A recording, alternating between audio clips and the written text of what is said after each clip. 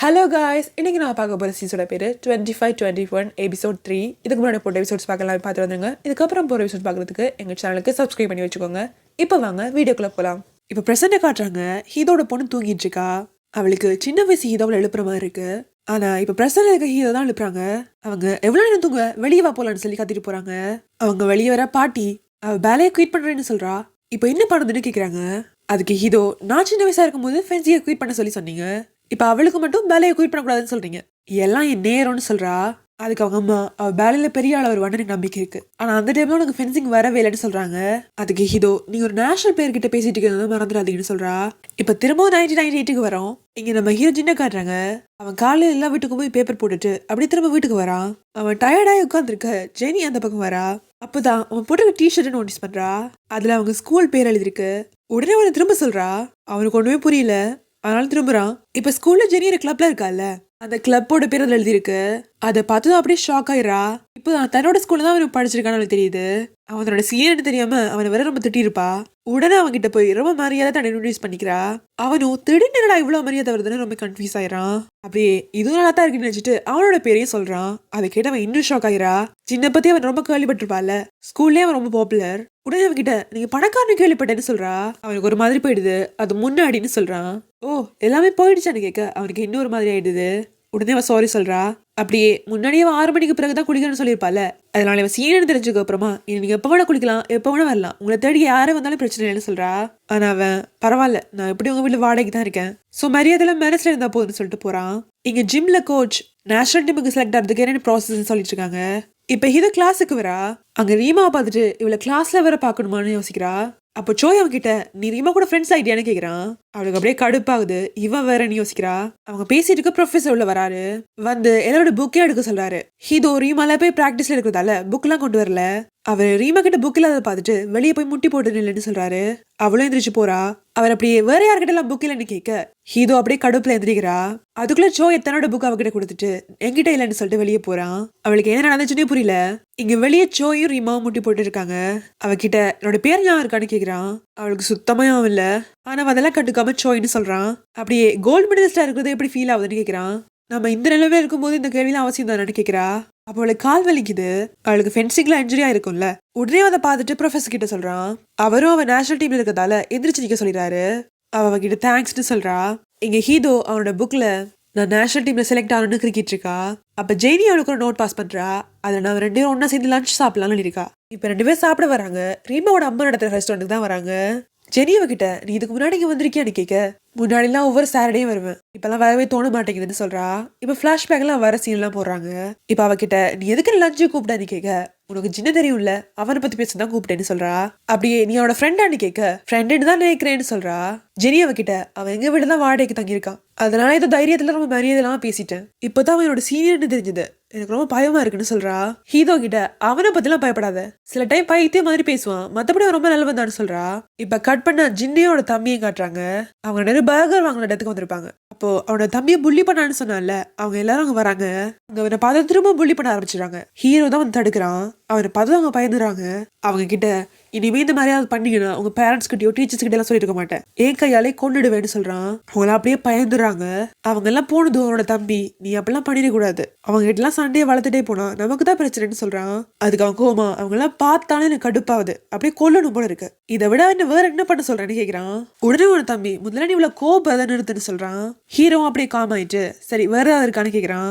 அவன் தம்பியும் வேற ஒன்றும் இல்லை, என் அப்பா அம்மா பார்க்கணும் போல இருக்கு அவ்வளவுதான்னு சொல்றான். ஹீரோக்கு ஒரு மாதிரி ஆயிடுது.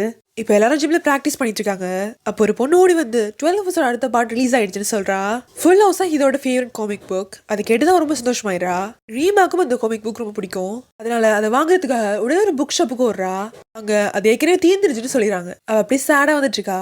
அப்பதான் ஜின்னு ஒரு புக் ஸ்டோர்ல ஒர்க் பண்றாங்க அவளுக்கு ஞாபகம் வருது. உடனே அவன் அம்மா கிட்ட போய் நம்பர் வாங்கிட்டு அந்த ஸ்டோருக்கு ஓடுறா. அவ மட்டும் இல்ல, நம்ம ஹீதோ அதே ஸ்டோருக்கு தான் ஓடிட்டு இருப்பா. இனிமே ரொம்ப ஃபாஸ்டா ஒரு மாறி மாறி காட்டுறாங்க. ஃபர்ஸ்ட் கடைக்கு ஹீதோ தான் வரா. ஜின் கிட்ட அந்த புக்கை கேட்க அவன் இல்லைன்னு சொல்லிடுறான். அவனுக்கு ரீமா ஏற்கனவே கால் பண்ணி ஒரு புக்கை சேவ் பண்ணி வச்சுக்க சொன்னதால அதை ஒளிச்சு வச்சிருப்பான். அதை கேட்டா அப்படியே சேட் ஆயிரா. அவனுக்கு போய் சொல்ல ஒரு மாதிரி தான் இருக்கு. அப்படியே சமாளிக்கிறதுக்காக இதை விட நல்ல புக்லாம் இருக்கு, அதை விட எடுத்துறவான்னு கேட்கிறான். அவளுக்கு என்ன பண்றதுன்னு தெரியல. சரி அதையாவது கூடன்னு சொல்றா. அவன் எழுந்து அந்த புக் எடுக்க போனதும் அவன் ஒளிச்சு வச்சிருந்த புக்கை பாத்துடுறா. அப்படியே ஷாக் ஆயிரா. அவனும் அதை பாத்துறான். அப்படியே அதை எடுத்து சட்டைகளை வச்சிடறான். அப்ப கரெக்டா ரீமா வரா. 2 பேருமே அப்படியே ஷாக் ஆயிராங்க. ஹீரோ அவகிட்ட ஓ இதான் விஷயமா, நீதான் அவகிட்ட ஒளிச்சு வைக்க சொன்னியான்னு கேக்குறா. ரீமாக்கு ஒண்ணுமே புரியல. இவன் என்ன இங்க பண்றான்னு கேக்குறா. ஹீரோக்குள்ள செம்ம காடாயிருது. ரீமா இந்த ஊரே கிடையாது, அவளுக்காக இந்த புக் ஸ்டோருக்கு அடிக்கடி வர என்ன மாத்திட்டான்னு கேக்குறா. இப்ப அப்படியே 2 பேரும் சண்டை போடுறாங்க. ரீமா நான் தான் ஃபர்ஸ்ட் ஃபோன் பண்ணேன், எனக்கு தான் கொடுக்கணும்னு சண்டை போறா. அவங்க சண்டை பார்த்துட்டு ஜின்னு கடுப்பாயிடுது. உங்க 2 பேருக்குமே கொடுக்குறேன்னு அதை கிழிக்க போறான். ஆனா கிழிச்சா வேலை போயிருக்கிறதால அப்படியே டிசைட் பண்ணிட்டு என்ன இருந்தாலும் ஃபர்ஸ்ட் வந்தது ஹீரோ தான், அவளுக்கு தான் கொடுக்க முடியும்னு சொல்லிட்டு கொடுத்துறான். ஹீரோக்கு ரொம்ப சந்தோஷமாயிருது. ரீமாவை எனக்கு கடுப்பேறதுக்காக அவளுக்கு முன்னாடியே புக் ஓபன் பண்ணி படிக்கிறா. ரீமா அவளை அப்படியே கோவமா பாத்துட்டு இருக்க. அவ சந்தோஷமா வெளியே போறா. ஜின்னு உடனே எனக்கு ஃபோன் கால் வந்த மாதிரி நடிக்கிறான். ரீமா பக்கத்து ஊர்ல இருந்து புக்கை வாங்குறதுக்காக இங்க வந்ததால அவளை ட்ராப் பண்ணதுக்கு ஹீரோ வரான். அப்ப ரீமா கிட்ட உனக்கு எப்படி ஹீரோவை தெரியும்னு கேக்குறா. ஜின்னு அவருக்கு நிறைய ஹெல்ப் பண்ணிருக்கா, அதனால தெரியும்னு சொல்றான். ரீமா கிட்ட அவளை கண்டாலும் எனக்கு பிடிக்கல, அதனால நீயும் கூட எல்லாம் ஃப்ரெண்ட்ஷிப் பண்ணதுக்கு அதன்னு சொல்றா. ஜின்னு கிட்ட அதுக்கு நான் என்ன செய்ய முடியும், என்னால எல்லாம் ஒன்றும் பண்ண முடியாதுன்னு சொல்றான். ரீமா கிட்ட நான் முன்னாடி எவ்வளவு க்ளோஸ் ஃப்ரெண்டா இருந்தோம், உனக்கு எவ்வளவு பிடிக்கும் தெரியுமா, எனக்காக இது கூட பண்ண மாட்டியான்னு கேக்குறா.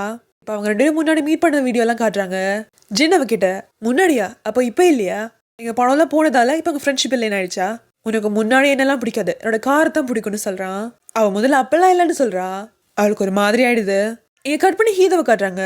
அவ ரொம்ப சந்தோஷமா அந்த புக்கை படிச்சுட்டு இருக்கா. அப்ப அவளுக்கு ஒரு கோல் வருது. அவங்க கோச் தான் பேசுறாங்க. கொரியன் ஃபென்சிங் பிளேஸ்ல அவ 26th பிளேஸ்ல இருந்திருப்பா. 24th பிளேஸ்ல இருந்தா அவ நேஷனல் லெவல் விளையாடுறதுக்கான காம்படிஷன்ல கலந்துக்கலாம். அவளுக்கு முன்னாடி இந்த 2 பேர் குயிட் பண்ணதால இப்ப அவளுக்கு அந்த பிளேஸ் கிடைக்குது. அதை கேட்டுதான் அப்படி ஷாக் ஆயிரா. அதை விட ரீமா ஷாக் ஆயிரா. இப்ப அதை பத்தி அவ யோசிச்சுக்கிட்டே நடந்து வந்துட்டு இருக்கா. அவ ஹீரோ விட்ட கடந்து போகும்போது அங்க யாரும் நிக்கிறத பாக்குறா. அவர் ஜெனியோட அம்மா கிட்ட ஹீரோ கிட்ட விசாரிச்சுட்டு இருக்காரு. அவங்களும் அவன் புக் ஸ்டோர்லாம் வேலை பார்த்துட்டு இருப்பான்னு அந்த அட்ரஸ் எல்லாம் கொடுக்குறாங்க. அதை பார்த்தது ஹீரோ ஷாக் ஆயிரா. ஜின்னு தடி முதல்ல கடங்காரங்களும் வந்திருப்பாங்கல்ல, அதனால அவரு கடனை திருப்பி கேட்க தான் வந்திருக்காரு நினைச்சிட்டு அவ கடைக்கு ஓடுறா. அங்க ஜென் கிட்ட நடந்ததெல்லாம் சொல்லி இப்போ ஒளியே சொல்றா.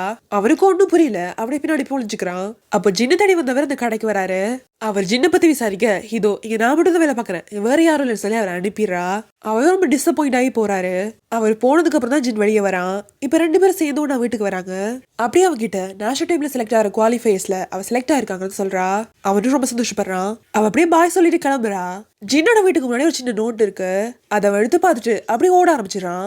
அவன் ஓரத்தை பார்த்துட்டு ஷாக் ஆகி திரும்ப ஹீரோ அங்க வந்து பாக்குறா. அந்த நோட் அவன் அப்பா எழுதியிருப்பாரு. உன்னை தேடி வந்த ஆனா கண்டுபிடிக்க முடியல, வேற ஒரு நாள் பாக்கலாம்னு எழுதியிருக்காரு. அதை பார்த்ததும் எவ்வளவு பெரிய தப்பு பண்ணோன்னு அவளுக்கு புரியுது.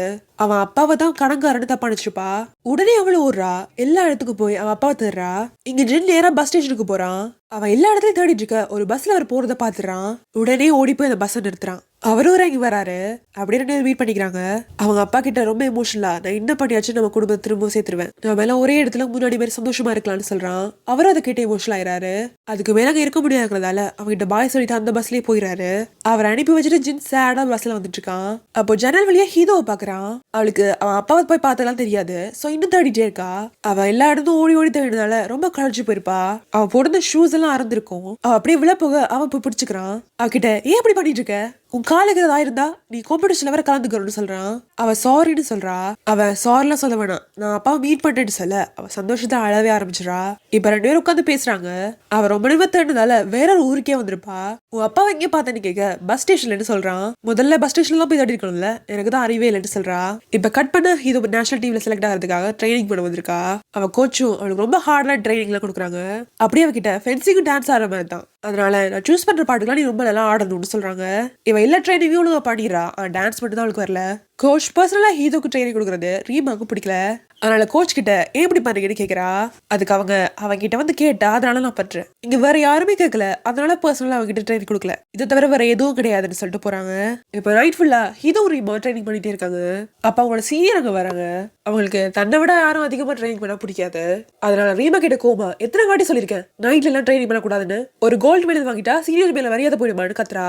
அப்படியே ரீமா அடிக்க வர ஹீரோ போய் தடுக்கிறா. அப்படியே ஹீரோ இந்த சீனை கூட சண்டை போட வர ரீமா உடனே சாரி நாங்க இனிமே பண்ண மாட்டோம்னு சொல்லி அவளை அனுப்பிடுறா. ஹீரோ கிட்ட பார்த்தாலும் கோவம் வருது. அந்த சீனை போறதுக்கு முன்னாடி 2 பேரும் இல்லாத கிளீன் பண்ண சொல்லிட்டு போயிருப்பாங்க. ஹீரோ ரீமா கிட்ட நீ எதுக்காக அந்த சீனை கிட்ட மன்னிப்பா கேட்கிற, நாம இந்த தவம் பண்ணலையேன்னு சொல்றா. ரீமா கோமா உனக்குலாம் இதெல்லாம் புரியாது, நேஷனல் டீம்ல சேர்றது கோல்டு மெடல் வாங்குறதுனால ஈஸி நினைச்சியா, இப்படி அதெல்லாம் தாங்கணும். உங்க அம்மா கிட்ட பணம் இருக்கு, உனக்கு கோச் பர்சனல் ட்ரைனிங் எல்லாம் கொடுக்குறாங்க, உனக்குலாம் எங்களை மாதிரி ஆளுங்களோட கஷ்டம் புரியாதுன்னு சொல்றா. அது கேட்டு ஹீரோக்கு ரொம்ப ஹர்ட் ஆயிருது. அவகிட்ட உனக்கு எவ்வளவு பிடிக்க தெரியுமா, உன்னோட பெரிய ஃபேனா இருந்தேன், என்னையில இருந்து உலகத்திலேயே உன்னதான் எனக்கு பிடிக்கவே பிடிக்காதுன்னு சொல்றா. அப்படியே போறதுக்கு முன்னாடி நீ இதெல்லாம் கிளீன் பண்ணிக்கோ, என்னால முடியாதுன்னு சொல்லிட்டு போறா. இப்ப ஹீரோ வீட்டுக்கு நடந்து வந்துட்டு இருக்க எவ்ரி சாட்டர்டே அவர் ரீமா பார்க்க போறதுலாம் அவளுக்கு ஞாபகம் வருது. அப்படியே சேடா நடந்து வந்துட்டு இருக்கா. அப்ப புக் ஸ்டோரை பாத்துறா. உள்ள போய் அந்த ஃபுல் ஹவுஸ் புக்கை திருப்பி கொடுக்குறா. அவ அப்படியே சேடா போறதை பார்த்துட்டு என்ன ஆச்சுன்னு கேக்குறான். அவ எதுவும் இல்லைன்னு சொல்றா. அவன் நான் உனக்கு கிஃப்ட் வச்சிருக்கேன்னு சொல்லி புது ஸ்லிப்பர்ஸ் கொடுக்குறான். அவ போட்டிருந்த ஸ்லிப்பர்ஸ் சறந்துருக்கும்ல. அவ அதுக்கும் ரியாக்ட் பண்ணாம இருக்க என்ன ஆச்சுன்னு கேக்குறான். அவ அப்படியே யோசிச்சுட்டு நான் இப்ப ரொம்ப சேடா இருக்கேன், என்கிட்ட எந்த கேள்வியும் கேட்காம ரீமா மேலதான் தப்புன்னு சொல்லுவியான்னு கேக்குறா. அவனுக்கு ஒண்ணுமே புரியல. அப்படி யோசிச்சுட்டு இருக்க உன்னால முடியாதுல எனக்கு தெரியும்னு சொல்லிட்டு வெளியே போறா. அவன் வெளியோடி வந்து என்ன நீ சொல்லாம யாருமே தப்புன்னு எப்படி சொல்ல முடியும்னு கேக்குறான். அதுக்கு அவ எமோஷனலா நான் ரொம்ப சேடா இருக்கேன், நீ சேடா இருந்த போல நான் உனக்கு ஹெல்ப் பண்ணிருக்கல, ஒரே ஒரு வாட்டி ரீமா மேலாம் தப்புன்னு சொன்னா என்ன ஆயிர போகுது, உன்னால அது கூட பண்ண முடியாதான்னு கேட்க அவன் ரீமா மேலாம் தப்பு இப்ப சொல்லிட்டேன், இதனால உனக்கு பெட்டரா ஃபீல் ஆகுதா இல்ல இல்லன்னு சொல்றான். அவன் ரொம்ப ஹர்ட் ஆயிரா. எனக்கு இப்பதான் நான் ஃபென்சிங்ல ஏன் ஒழுங்கா விளையாட மாட்டேன்னு புரியுது, எனக்கு யார ஓப்பனே புரிய மாட்டேங்குது, நான் உங்ககிட்ட ரொம்ப எதிர்பார்த்துட்டேன், ஏன் மேலாம் தப்புன்னு சொல்லிட்டு போறா. அவனுக்கும் என்ன பண்ணதுன்னு தெரியல. இப்ப ஹீரோ வீட்டுக்கு வந்து அவர் ரூம்ல இருந்த ரீமாவோட போட்டோஸ் நியூஸ் பேப்பர் கட்ட எல்லாத்தையுமே தூக்கி குப்பையில போடுறா. இப்போ இன்டர்ல ஒரு பர்சன் கூட பேசிட்டு இருக்கால, அவங்க கிட்ட ரீமாவோட பேர்லாம் சொல்லாம எனக்கு இவ்வளவு பிடிக்கும்னு வச்சவங்க எல்லாம் ரொம்ப வேறமா இருக்காங்கன்னு எழுதுறா. அந்த பக்கம் இருந்து மெசேஜ் பண்றவங்க நீ எந்த தப்பு பண்ணல அவங்க மேலாம் தப்புன்னு மெசேஜ் பண்றாங்க. அதை பார்த்தவளுக்கு ரொம்ப சந்தோஷமாயிருது. இதைத்தான் நான் கேட்கணும்னு ரொம்ப எதிர்பார்த்தேன், என்ன பிரச்சனை கேட்காம இதை சொன்னதுக்கு தேங்க்ஸ்னு அனுப்புறா. இப்போ இந்த சைட்ல இவ்வளவு நாள் அவளுக்கு மெசேஜ் அனுப்பினது யாருன்னு காட்டுறாங்க. அது வேற யாரும் இல்ல, ரீமா தான். அவளுக்கும் அந்த பக்கம் ஹீரோ தான் இருக்கான்னு தெரியாது, ஹீரோ தன்னை பத்தி தான் பேசுறான்னு தெரியாது.